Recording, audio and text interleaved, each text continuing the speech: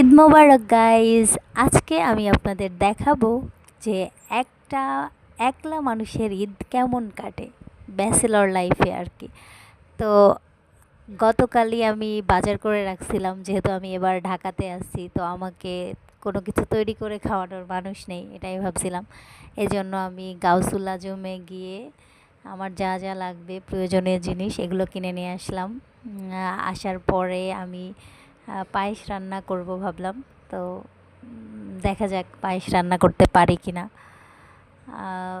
বাজার থেকে আসার পরে আমি যেহেতু আমি রোজা ছিলাম, তো এই জন্য আমি ভাবলাম যে কালকেই তৈরি করে রাখি। প্রথমেই আপনারা দেখতে পাচ্ছেন যে খুব সহজ একটা রেসিপি আপনাদেরকে দেখাবো যে কত ইজিয়েস্ট ওয়েতে পায়েস রান্না করা যায়। প্রথমে আমি 1 কেজি আড়ঙের দুধ কিনছিলাম, ওইটা ঢেলে নিয়েছি।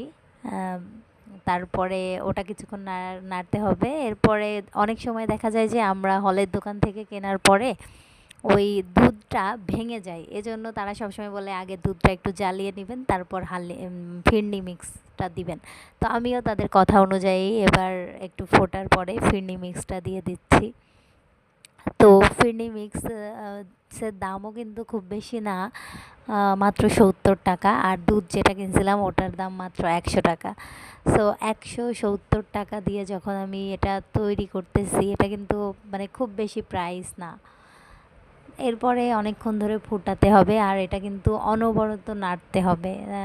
মানে খুব যদি না নাড়েন তাহলে কিন্তু ওইটা লেগে যাবে পাতিলের সাথে। তো দেখেন এখন একদম খুব ঘন হয়ে আসছে। আর এর একটা সুবিধা দেখেন, আমি রোজা আছি কিন্তু আমাকে কিন্তু চেকেও দেখতে হয়নি কেমন লাগছে। শেষমেশ তৈরি হয়ে গেছে আমাদের পারফেক্ট পায়েস রেসিপি। টাটা।